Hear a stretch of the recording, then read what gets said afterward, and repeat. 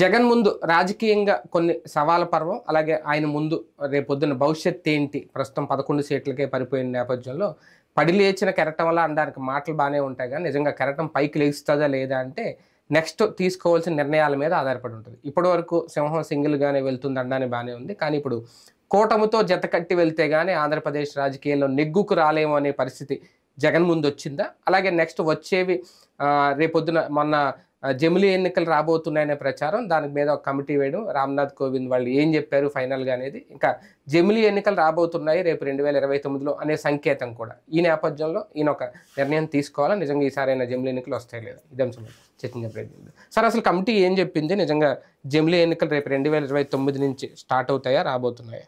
రావండి అది. ఎందుకంటే జమిలీ ఎన్నికలు కాన్స్టిట్యూషనల్ ఇది చేయాలి, రాజ్యాంగ సవరణ చేయాలి. దాని మీద 2029కి అవ్వదు.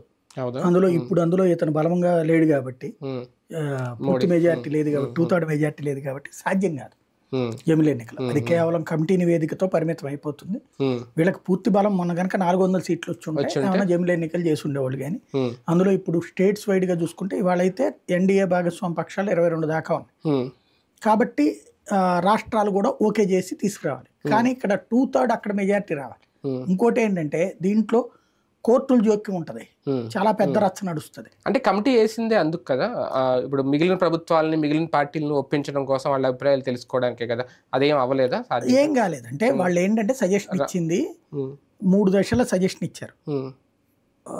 ఇందులో ఒకటి, ఇప్పుడు ఫర్ ఎగ్జాంపుల్ 29లో పెట్టాలనుకున్నారు, ఈ లోపుగా ఎన్నికలు జరిగేటటువంటి వాటన్నిటికీ కూడా అసెంబ్లీలకి, ఫర్ ఎగ్జాంపుల్ పంజాబ్ జరగాలి, గుజరాత్ జరుగుతుంది, ఈ అన్నిటికీ కూడా 4 ఏళ్ల ఎన్నికలు. అంటే ఫర్ ఎగ్జాంపుల్ వచ్చే ఏడాది మహారాష్ట్ర జరగాలనుకో, మీకు 3 ఏళ్ల కోసమే ఎన్నికలు, 4 ఏళ్ల కోసం అనాలి.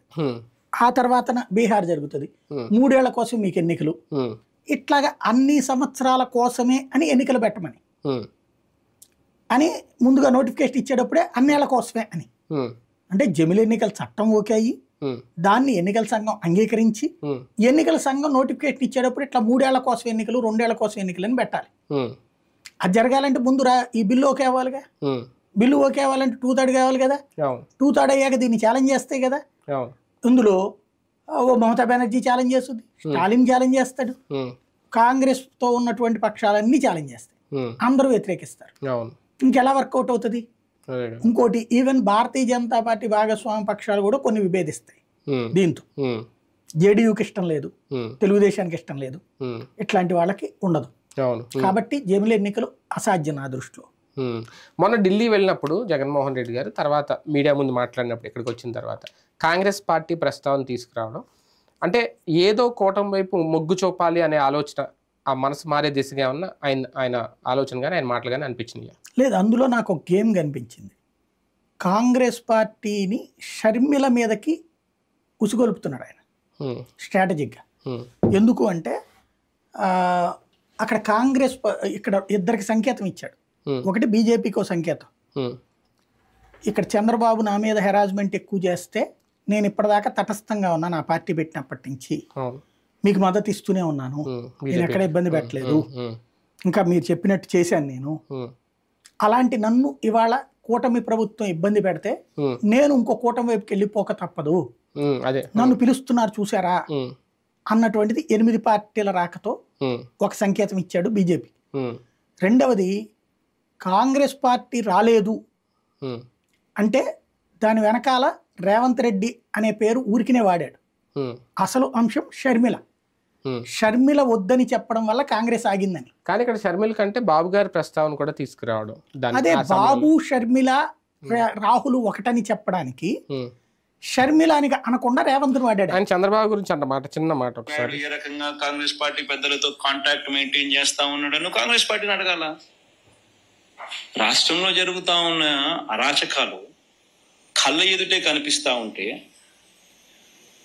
మణిపూర్లో ఏమో ధ్వజమెత్తుతాడు, ఆంధ్ర రాష్ట్రంలో అటువంటి గొడవలు ఇక్కడ జరుగుతూ ఉన్నప్పుడు, అంత దారుణంగా అగత్యాలు జరుగుతూ ఉన్నప్పుడు ఎందుకు మరి వచ్చి మద్దతు ఇవ్వడం లేదు? ఇది స్టార్టింగ్ చంద్రబాబు నాయుడు ఏ రకంగా కాంగ్రెస్ పార్టీ పెద్దలతో కాంటాక్ట్ మెయింటైన్ చేస్తా ఉన్నాడు, కాంగ్రెస్ అది చంద్రబాబు గారు కాంటాక్ట్ మెయింటైన్ చేస్తున్నారు కాంగ్రెస్. చాలా పక్కగా చంద్రబాబు ఎప్పుడూ కూడా అంటే తన టార్గెట్ చుట్టూ ఒక కూటమిని పెట్టుకుంటాడు, ఇంకోటి తన ప్రత్యర్థుల్ని తగ్గించుకుంటాడు. మీరు అబ్జర్వ్ చేస్తే ఆయన ఇప్పుడు 2014లో ఇటు వీళ్ళిద్దరు, ఇంకో పక్కన కమ్యూనిస్టులు తెలుగుదేశానికి వ్యతిరేకంగా ఎక్కడ వెళ్ళారు? కమ్యూనిస్టుల్లో ఉండే నాయకులు ఎప్పుడు తన మనుషులే ఉంటారు. నారాయణ, రాఘవులు, లేకపోతే ఇప్పుడు ఉండేటటువంటి శ్రీనివాసు, లేకపోతే రామకృష్ణ తెలుగుదేశాన్ని మెత్తడి సుత్తితో ఊరికినే ఒక స్టేట్మెంట్ ఇస్తారు. జగన్ మీద తీవ్రంగా విరుచుకుపడతారు. కొంత సిపిఎం కొంచెం భిన్నంగా ఉంటుంది, బట్ సిపిఐ పూర్తిగా సరెండర్, తెలుగుదేశం పార్టీకి బి టీమే అనుకోవాలి అది. అలాగే కాంగ్రెస్ పార్టీ ఎదవరకు ఉన్న నాయకులు తెలుగుదేశానికి బి టీమే, ఇప్పుడు ఏ టీము? తెలుగుదేశం పార్టీ. షర్మిల అయితే ప్యూర్లీ ఏంటి అంటే తెలుగుదేశానికి ట్రబుల్ తెచ్చే పరిస్థితి వచ్చినప్పుడల్లా ఒకప్పుడు పవన్ కళ్యాణ్ దిగేవాడు రంగంలోకి, ఇప్పుడు షర్మిల దిగుతుంది. వాళ్ళు కూటమి కట్టారు కాబట్టి. ఇదివరకు మీరు చూడండి, వాళ్ళిద్దరు పొత్తు పెట్టుకోక ముందు కూడా బాబుకి క్రైసిస్ వచ్చినప్పుడల్లా పవన్ దిగేవాడు. ఇప్పుడు పొత్తుకు సంబంధించి చంద్రబాబు గారితో ఎప్పుడు పొత్తు కుదిరింది? జైల్లో ఉన్నప్పుడు కదా. అంతకు ముందు రోజు ఎందుకు యాజిటేషన్ చేశాడు ఆయన? అంతకుముందు కూడా ఎన్నిసార్లు జరిగింది అంటే తెలుగుదేశం క్రైసిస్ లో ఉన్నప్పుడల్లా పవన్ కళ్యాణ్ వచ్చేవాడు. ఈవెన్ 2019లో కూడా క్రైసిస్ అవుతుందని దాన్ని కాపాడడం కోసమని ఆయన విడిగా పోటీ చేశాడు, కానీ ఆ వ్యూహం ఫలించలే. అట్లాగే కాంగ్రెస్ పార్టీ 2014 నుంచి ఎప్పుడు కూడా చంద్రబాబుకి ఫేవర్ గానే పనిచేసి పెడుతుంది.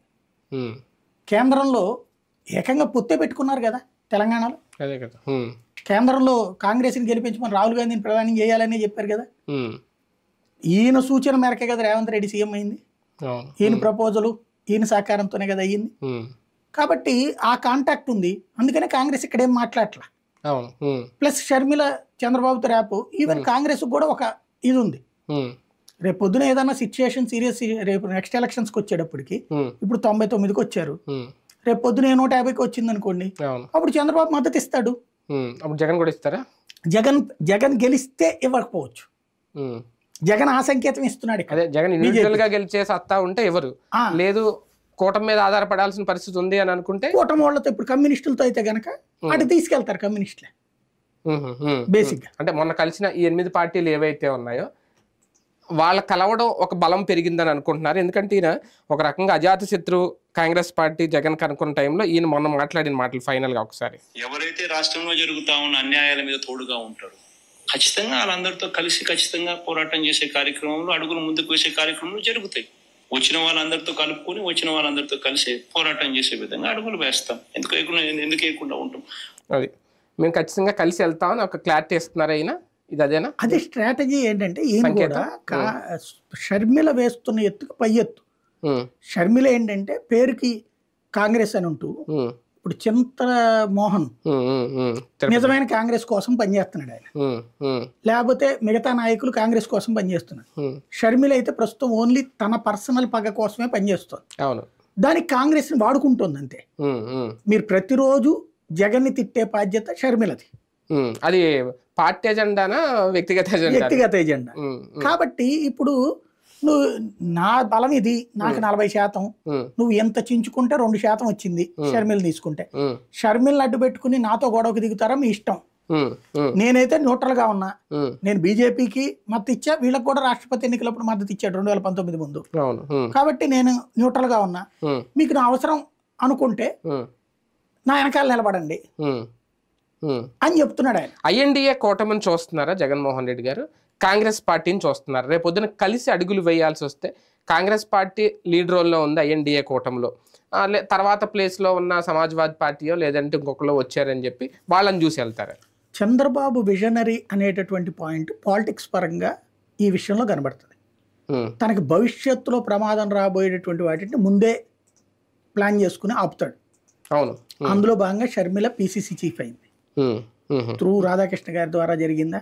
ఎట్లయితే ఆవిడ తెలంగాణ రాజకీయాలు తప్పించి నాకు రాను అన్న మనిషి అక్కడ పార్టీని విలీనం చేసి ఆంధ్ర పిసిసి చీఫ్ అవడం ఏంటి అక్కడే కనబడుతుంది కదా బేసిక్ గా. ఇక్కడ జగన్మోహన్ రెడ్డికి ముందే అక్కడ ప్లేస్ లేకుండా చేసేసారు చంద్రబాబు. రాబోయే 5 ఏళ్లకు కూడా ప్లేస్ లేకుండా చేసేసారు ఐఎన్డీఏ కూటమి. అంటే షర్మిల ఉండడం వల్ల, షర్మిల పెట్టడం ద్వారా కాంగ్రెస్ లో. ఎందుకంటే ఇంకో పిసిసి చీఫ్ అయితే గనక మనం జగన్ తో ర్యాప్ మెయింటైన్ చేస్తే బెటర్ అండి, జగన్ కి మద్దతు ఇస్తే బెటర్ అండి అని చెప్పి ఆయన చెప్తాడు. అట్లాంటిది లేదు. అంటే కానీ డౌట్, ఐఎన్డీఏలో కూటమిలో చేరడానికి షర్మిల పీసీసీ చీఫ్ గా ఉండడానికి వైసీపీ దానికి దీనికి సంబంధం ఏముంటుంది? ఆయన చేరాలనుకుంటే ఆరాపోనే ఉండుంటే కనుక వైఎస్ఆర్ కాంగ్రెస్ పార్టీలోని షర్మిలకి ఏ రాజ్యసభ ఇచ్చేవాళ్ళు కదా. ఇప్పుడు ఎన్డీఏ కూటమిలో చేరడం అంటే కాంగ్రెస్ తో కలిసి పనిచేయడం. అన్నా చెల్లెలు కలిసి పని చేస్తారా? కలిసి పనిచేసే రాజకీయం ఉంటే ఇట్లా బయటకు వచ్చి కొట్టుకోవాల్సిన అవసరం ఉంటుందా? ప్రాక్టికల్ గా జగన్ చూస్తే అంటే ఒకటి బీజేపీ మీద వ్యతిరేకతతో కాంగ్రెస్ పార్టీతో కలవాలని ఇష్టం ఉన్నా లేకపోయినా మొన్నే రాహుల్ గాంధీని ప్రధానమంత్రి అభ్యర్థిగా వద్దు అని చెప్పి ఓపెన్గా ఒక టీఎంసీ ఆవిడ మమతా బెనర్జీ చెప్పినా ఇంకొకరు చెప్పినా అలా వాళ్ళు ఉన్నప్పుడు జగన్ కూడా అలా వెళ్ళి వైసీపీ ఐఎన్డీఏలో కలిపి ఎందుకు ఆయన కలిసి వెళ్ళకూడదు? అదే అంటున్నా, ఇక్కడ కూటమి దెబ్బ కొట్టడం కోసం ఆ కూటమి ఎందుకు కలవకూడదు? ఉన్నోడితో ఏం ప్రయోజనం ఉంది? ఇప్పుడు మమతా బెనర్జీకి కాంగ్రెస్ తో ఏ పోటీ లేదు కాబట్టి ఆ మాట చెప్పింది. ఇక్కడ కూడా కాంగ్రెస్ తో ఈయనకేం ప్రయోజనం? అక్కడ మమతా బెనర్జీకి ఇంకా 5-6% ఓట్లు ఉన్నాయి కాంగ్రెస్ కి. ఓ సీట్ అన్న గెలుచుకునే స్థాయిలో ఉంది. అసలు ఆంధ్రాలో ఏముంది కాంగ్రెస్ కి? దాన్ని నమ్ముకుని ఈయనకేంటి ప్రయోజనం జాతీయ స్థాయిలో? అంటే ఇక్కడ కూటమిని కొట్టాలంటే జాతీయ స్థాయిలో ఇప్పుడు ఐఎన్డీఏ బలపడుతుందని అనుకుంటున్న టైంలో కలిసి కూటమిని ఎందుకు కొట్టలేరు ఆంధ్రప్రదేశ్లో? నేను అనేది అదే, కూటమికి పోటీ పడటానికి ఎవరు బీజేపీ బయటకు వస్తే ప్రయోజనం లేదా జనసేన బయటకు వచ్చి వీళ్ళతో కలిస్తే ప్రయోజనం, కానీ కమ్యూనిస్టుల వల్ల ఈయన కొరిగేది ఏం లేదు, కాంగ్రెస్ వల్ల ఈయన కొరిగేది ఏం లేదు. కలిశారనుకోండి కాంగ్రెస్ కి ఇప్పుడు 2%, దానికి ఇంకో 2% పెరుగుద్ది. ఈయనకున్నది వాళ్ళకి పంచాలి కానీ వాళ్ళ వల్ల ఈయనకేమొస్తుంది? నెంబర్ 2 సిపిఐ సిపిఎం ఆల్రెడీ ఆ నాయకులు ఇద్దరు కూడా చంద్రబాబుకి పెట్టసే. ఇప్పుడు వాళ్ళ వల్ల ఈయనకేంటి ఒరుగుతుంది? జాతీయ స్థాయిలో ఇష్యూ తీసుకెళ్ళడం. ఏం జాతీయ స్థాయిలో లీడర్లు మాట్లాడేస్తాను మారిపోద్దా ఏంటి? అఖిలేష్ యాదవ్ చెప్పాడని చంద్రబాబు నాయుడు ఏమన్నా ఇక్కడ ఆపిచ్చాడా? బేసిక్ గా మీడియా పరంగా ఇదివరకు జగన్ మీద తెలుగుదేశం వాళ్ళు రాయిపించేవాళ్ళు, నేషనల్ మీడియాలో డిబేట్స్ పెట్టించేవాళ్ళు. ఇప్పుడు జగన్ పెట్టిస్తాడు వాళ్ళతో. ఏముంది అందులో? బేసిక్ గా వాళ్ళ వల్ల ఏమైనా ప్రయోజనం ఉందంటే కూటమిలోకి చేరొచ్చు నెంబర్ 1. రెండవది ఈ భయం కూడా ఉండొచ్చు ఇంటర్నల్ గా. అంటే ఇక్కడ ఒంటరి అయిపోయారు జగన్మోహన్ రెడ్డి. ఇలాంటి టైంలో కూటమి కొంచెం సపోర్ట్ ఇచ్చింది. ఢిల్లీ వెళ్తే ఒక 8 పార్టీలు వెనకాల వచ్చి నిలబడ్డాయి. అది కనిపించట్లేదా? ఎట్లా అవుతుంది అంటున్నా నేను. అనేది జగన్ ఒంటరిగా ఉన్నా కూడా వాళ్ళు వచ్చారంటే అది నైతిక మద్దతే. అది ఎప్పుడు ఉంటది ఆ నైతిక మద్దతు వ్యక్తిగతంగా.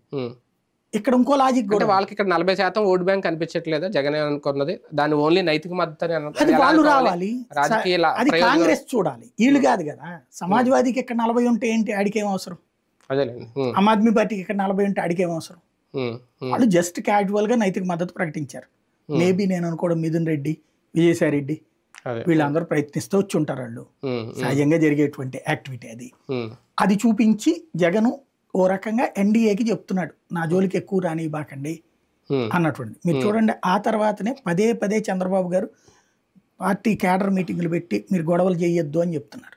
పవన్ కళ్యాణ్ చెప్తున్నారు. ఎందుకంటే ఈ గొడవలు పెరిగితే జగన్ రేపు పొద్దున రివర్స్ అవ్వచ్చు అన్నటువంటి ఉద్దేశంతో. ఇక్కడ పాయింట్ ఏంటంటే జగన్ ఇవాళకి ఇవాళ నాకు తెలిసి ఇవాళే కాదు రేపటి ఎన్నికల దాకా ఏ నిర్ణయం తీసుకోడు. ఈ లోపు ఇట్లా మద్దతు ఇచ్చే వాళ్ళ మద్దతు తీసుకుంటా ఉంటుంటాడు. ఎందుకు అంటే రేపు ఎలక్షన్స్ అయిన తర్వాత జాతీయ స్థాయిలో ఎవరికి తక్కువ ఉంటే, ఒకవేళ కనుక ఏ సంకీర్ణ ప్రభుత్వాలు సిచ్యుయేషన్ వస్తే అప్పుడు తను శాసించాలనుకుంటాడు. అంతేగాని ఇప్పుడు వెళ్ళిపోయాడు అనుకోండి, ఇప్పుడు జగన్ మీద ఉన్న కేసులు తిరగదోడచ్చు. తిరగదోడడం పాత కేసులు తిరగదోడకపోవచ్చు, కానీ వాటికి సంబంధించిన దాంట్లో ఇప్పటిదాకా జగన్ లైట్ తీసుకుంటాం. కేంద్రం స్ట్రాంగ్ గా ఉండొచ్చుగా. లేదు ఇప్పుడు కొత్త కేసులు పెట్టమని వీళ్ళు అడుగుతున్నారు, పెట్టచ్చుగా. ఇప్పుడు అవకాశం లేదా? ఇప్పుడు జగన్మోహన్ రెడ్డి గారు వేస్తున్న అడుగులతో బీజేపీ కాలట్లేదా? వాళ్ళు అనుకుంటే ఇప్పుడైనా కేసులు తిరగతోడచ్చు కదా. వాళ్ళ మీదకి ఏమి వెళ్ళాడు అతను? వాళ్ళ మీదకి వెళ్తే కదా లెక్క. ఇప్పుడు చంద్రబాబు నాయుడు ఇదివరకు జగన్ మీదకి వెళ్ళాడు, వాళ్ళకేం ప్రాబ్లం రాలేదు. కాబట్టి చంద్రబాబుని ఏం చేయలేదుగా. జగన్ సిబిఐ దర్యాప్తు అడిగినా చేయలేదుగా, ఈడీ దర్యాప్తు అడిగినా చేయలేదుగా. అప్పుడైతే జగన్కి వ్యతిరేకం కదా బాబుకి వాళ్ళు, అయినా కూడా చేయలేదుగా వాళ్ళు. ఆంధ్ర విషయంలో వాళ్ళు వేచి చూసే దూరంతో ఉంటారు. ఇద్దరిని దూరం చేసుకోరు. తెలుగుదేశం కూటమిలో ఉండి దూరం కాదు, వైసీపీ కూటమి బయట ఉండి కూడా ఇది ఉంటుంది. మరొక కోణంలో ఐఎన్డీఏలోకి వెళ్ళి ఒక 8 పార్టీలు మద్దతు తీసుకొని కాంగ్రెస్ని ఇరుకుని పెట్టే ఒక మైండ్ గేమ్ ఏమన్నా జగన్ మొదలెట్టారు? అట్టేం లేదు. ఇప్పుడు ఏఐడిఎంకే దాంట్లో లేదు. అట్లాగే ఇంకోటి ఏదో ముస్లిం పార్టీ ఉంది, అది కూడా దాంట్లో లేదు. అక్కడ కానీ కాంగ్రెస్ ఈ కూటమిలో లేకపోయినా తమిళనాడులో కాంగ్రెస్ కి మద్దతు ఇచ్చే పార్టీ ఏడీఎంకే కాదు కదా, డిఎంకే అక్కడ, డిఎంకే వీళ్ళు ఏఐడిఎంకే వాస్తవికత వరకు ఎన్డీఏలో భాగస్వామి కాబట్టి తటస్థులు కూడా వచ్చారు అక్కడికి మద్దతు ఇచ్చినటువంటి వాళ్ళు. ఆమ్ ఆద్మీ పార్టీ ఐఎన్డీఏ కూటమిలో ఉన్నా ఢిల్లీలో హర్యానాలో వేరువేరుగా లేదా ఎవరికి వాళ్ళకి, కాబట్టి ఎవరి లెక్కలు వాళ్ళకు ఉన్నాయి. బేసిక్ గా ఏంటంటే జాతీయ స్థాయిలో ఇవాళ కాంగ్రెస్ పార్టీతో జగన్ కలవట్ల, కాంగ్రెస్ తో కలుస్తానంటే బీజేపీకి కాలుద్ది. కాంగ్రెస్ తో కలవనంత వరకు బీజేపీ సైలెంట్గా ఉంటుంది. తెలుగుదేశానికి ఎందుకు ఈ మద్దతు ఇచ్చిందంటే కూడా కాంగ్రెస్ తో కలవదు కాబట్టి, అంటే అంతకుముందు కలిసింది అప్పుడే దెబ్బ కొట్టారు, కలవట్లేదు కాబట్టి ఇప్పుడు నేను ఖచ్చితంగా మీతోనే ఉంటానని 4 ఎంపీలని గిఫ్ట్ గా కూడా ఇచ్చారు కాబట్టి అది. ఇప్పుడు అయితే గీతే 2 కోణాలు, ఒకటి ఈయన కూడా ఒక 12 మంది రాజ్యసభ సభ్యులు గిఫ్ట్ గా ఇవ్వాలి, 12 కుదరదు 11 కదా, 7 ఇవ్వాలి, అందుకు సిద్ధపడతాడా, ఇచ్చి కప్పం కట్టినట్టు అది అందుకు సిద్ధపడతాడా, లేదు ఈయన 11 మందిని ఈయన దగ్గర ఉంచుకుంటేనే కేంద్రం దగ్గర స్ట్రాంగ్ గా ఉంటాడు ఓ రకంగా చెప్పాలి. అప్పుడు కేంద్రానికి ఏదైనా కావాలంటే ఈయన్ని అడుగుతారు, రాజ్యసభలో ఏదైనా బిల్లులు కావాలన్నా అదన్నా. కాబట్టి అలాగా అడగడం కోసం తన కంట్రోల్నే ఉంచుకుంటాడా. కాంగ్రెస్ మద్దతు ఇవ్వకపోవడం, జగన్ వెనక కాంగ్రెస్ నిలబడకపోవడం వల్ల ఒక రకంగా ఈ రోజు ఈయన బయటకు వచ్చి ఇలా మాట్లాడుతున్నారంటే ఇది కూడా ఒక రకంగా ఎన్డీఏకి జగన్కి మధ్య ఇంకా ఏమి పొరపచ్చాలు మొదలవ్వలేదు, ఇద్దరు క్లియర్ గానే ఉన్నారు అని సంకేతం. అందుకే నేను బయటకు వచ్చి మరి కాంగ్రెస్ ని గెలుపుతున్నారా జగన్? కాంగ్రెస్ ని గెలికే దాంట్లో మిగతా కాన్సెప్ట్ ఏమీ లేదు. నాకు కనిపించిందల్లా షర్మిల నా మీద కుదిలేరు, రేపు పొద్దున మీకు అవసరమైనప్పుడు నేను దెబ్బ కొడతాను జాగ్రత్త. ఇప్పుడు ఇద్దరికి దగ్గరగా వచ్చినాయి అనుకుందాం. ఫర్ ఎగ్జాంపుల్ రేపు పొద్దున 250 ఇద్దరికి వచ్చినాయి అనుకుందాం. కాంగ్రెస్ కూటమికి, కాంగ్రెస్ తీసేస్తే కాంగ్రెస్ కూటమికి 250 వచ్చినాయి, వీళ్ళకి 250 వచ్చినాయి. అప్పుడు ఇతని దగ్గర 15 సీట్లు ఉన్నాయి అనుకుందాం. ఇతను డిసైడింగ్ ఫ్యాక్టర్ అయ్యాడు అనుకోండి, అప్పుడు నువ్వు నన్ను మా చెల్లితో రోజు తొక్కిస్తున్నావు కాబట్టి నేను ఎన్డీఏకి మద్దతు ఇస్తా బయట నుంచి, జాగ్రత్త, నా జోలికి నా మీదకి ఎంత పంపిస్తావో జాగ్రత్త అని పరోక్షంగా హెచ్చరిస్తున్నాడు. ఇంకోటి, కాంగ్రెస్తో ఇతని రిలేషన్ అన్నటువంటిది నాకు తెలిసి కష్టం. ఎందుకంటే సోనియా గాంధీ, రాహుల్ గాంధీ ఇతను అంగీకరించరు, ఇతను వాళ్ళని అంగీకరించలేడు.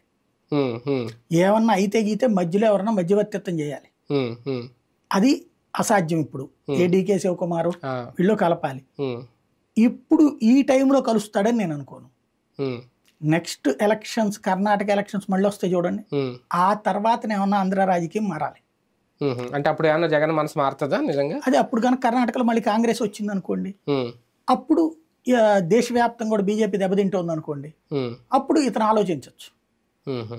రైట్, చూద్దాం. జగన్మోహన్ రెడ్డి మనసు మారుతుందా? నిన్నటి వరకు సింగిలే అన్న జగన్మోహన్ రెడ్డి ఇప్పుడు కూటమితో కలిసి నడిచే ప్రయత్నాలైనా మొదలు పెడుతున్నారా? ఇప్పుడు జరుగుద్దా, లేదంటే మళ్ళీ 2029 ఎన్నికలకు ముందు జరుగుతుందా?